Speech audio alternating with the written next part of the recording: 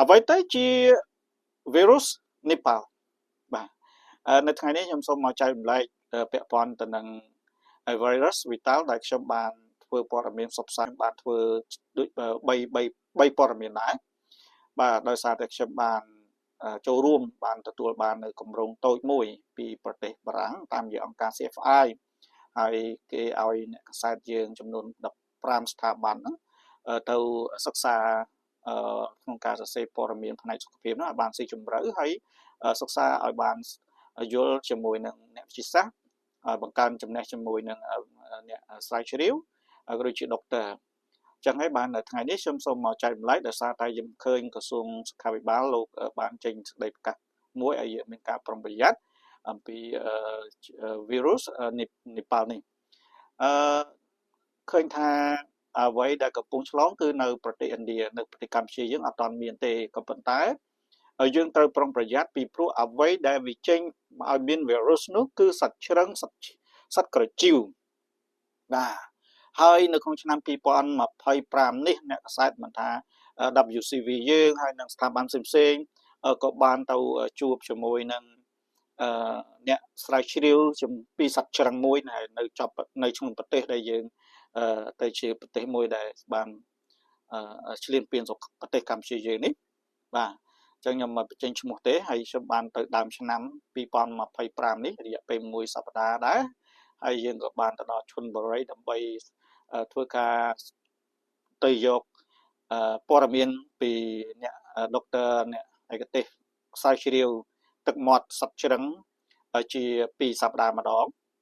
បាទអញ្ចឹងសត្វជ្រឹងគឺការធ្វើដំណើររបស់វានៅពេលយប់ដើម្បីទៅរកចំណីហើយសត្វជ្រឹងនេះអាចហោះហើរ30ទៅ40គីឡូដើម្បីរកផ្លែឈើអីផ្សេងវាបង្កឲ្យយើងអាចឆ្លងបានគឺតាមរយៈពីសត្វដែលខាងក្រោមវិញយើងសួរថាចុះបើសត្វជ្រឹងសត្វក្រចៀវណាវាហោះហើរនៅលើហើយសម្រាប់បានឆ្លងមកយើងគឺវាដើររកស៊ីផ្លែឈើនៅពេលដែលផ្លែឈើដែលវាខំវាថ្នឹងវាដោយទឹកមាត់របស់វាធ្លាក់ចុះក្រោមវាធ្លាក់ចុះក្រោមវាឆ្លងទៅសត្វសេះណាសត្វសេះស៊ីបាទឬក៏សត្វជ្រូកស៊ីហើយដល់ពេលបន្តមកសត្វជ្រូកទាំងនោះមកប៉ះវាកាត់ចេញជាជំងឺហើយឆ្លងរាលដាលទៅសត្វឆ្កែសត្វអីសត្វមាន់ផ្សេងៗហើយក៏បង្កមកដល់មនុស្សយើងបាទអញ្ចឹងនេះគឺអ្វីដែលខ្ញុំបានទៅសម្ភាសជាមួយនឹងដុកទ័របាទហើយទៅបានទៅថតទីតាំងទៀតអញ្ចឹងហើយបានថានៅប្រទេសខ្មែរយើងអត់មានទេនៅឥណ្ឌាមានតែសូមឲ្យបងប្អូនយើងចែករំលែកនិងshareព័ត៌មាននេះពីព្រោះអីប្រទេសខ្មែរយើងគឺសម្បូរណាស់នៅសត្វជ្រឹងនៅតាមវត្តក៏ដូចជាតាមកោះបាទសត្វកជៀវសត្វជ្រឹងបាទដូចជានៅកោះទ្រង់ក៏យើងមានសត្វជ្រឹងដែរហើយនៅកោះច្រៃនៅក្នុងខេត្តកញ្ចេះនេះក៏មានដែរអញ្ចឹងជាទូទៅតាមកោះចាត់ច្រើនដល់សម្បូរនៅសត្វជ្រឹងអញ្ចឹងខ្ញុំចង់បង្ហាញអ្វីដែលខ្ញុំបានសិក្សាក៏ដូចបានផ្សព្វផ្សាយហើយប៉ុន្តែប្រហែលជាយូរឆ្នាំបងប្អូនយើងអត់បានមើលអញ្ចឹងការឆ្លងគឺតាមទឹកមាត់នៅពេលដែលមនុស្សយើងដើរតាមដើមឈើវាអាចស្រក់ទឹកមាត់ហើយទឹកមាត់វាហ្នឹងវាមានខែវាដែរវាមិនមែនចេះតែមានជំងឺឆ្លងឲ្យយើងឈឺគ្រុនបានទេតាមដែលខ្ញុំសភាគាត់គឺភាគច្រើនក្នុងចន្លោះខែ4ខែ5ខែ4ខែ5គឺមានការមានមេរោគហ្នឹងកាន់វាធ្វើទុកនៅពេលដែលវាស៊ីផ្លែឈើឡើងអីហើយជ្រូកស៊ីឬក៏មាន់រឹកស៊ីមាន់ចឹកស៊ី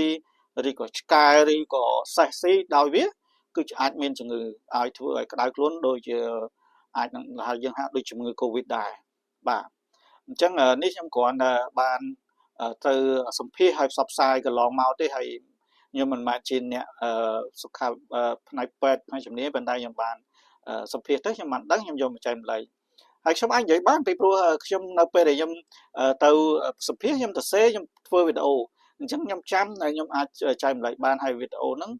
អាចមាននៅក្នុង YouTube របស់ខ្ញុំហើយក៏អាចមាន Facebook របស់ខ្ញុំដែរប៉ុន្តែ Facebook មួយទៀតมันអាចមើលបានទេពីព្រោះអី Facebook របស់ខ្ញុំនោះគឺជាប់ copyright ហើយខ្ញុំបានសម្អាតវាអស់ហើយដើម្បីកុំឲ្យខូច page បាទដោយសារតែបងប្អូនយើងគាត់បានបោះព័ត៌មានបោះរូបភាពមកហើយរូបភាពនោះគាត់ប្រើរួចហើយដល់ពេលខ្ញុំយកទៅប្រើទៀត page ខ្ញុំត្រូវបាន Facebook គេចាប់ឲ្យមិនឲ្យ view ឡើងមកឲ្យច្រើនអញ្ចឹងដើម្បីយើងកែ web page ហ្នឹងឲ្យវាមានការ view អីឡើងវិញបានគឺត្រូវតែសម្អាតចោលទាំងអស់បាទ អញ្ចឹងសូមចែកម្លែកហើយខ្ញុំនឹងមានរូបភាពដែលបងប្អូនមើលទៅនៅខាងក្រោយឬអីរបស់ខ្ញុំហើយខ្ញុំនឹងកាត់វីដេអូដែលខ្ញុំបានសភាពួកគាត់ហ្នឹងសាដើយកមកចាក់ឲ្យបងប្អូនមើលខ្លីៗឡើងវិញបាទអញ្ចឹងតាមដានជាមួយនឹង page WCV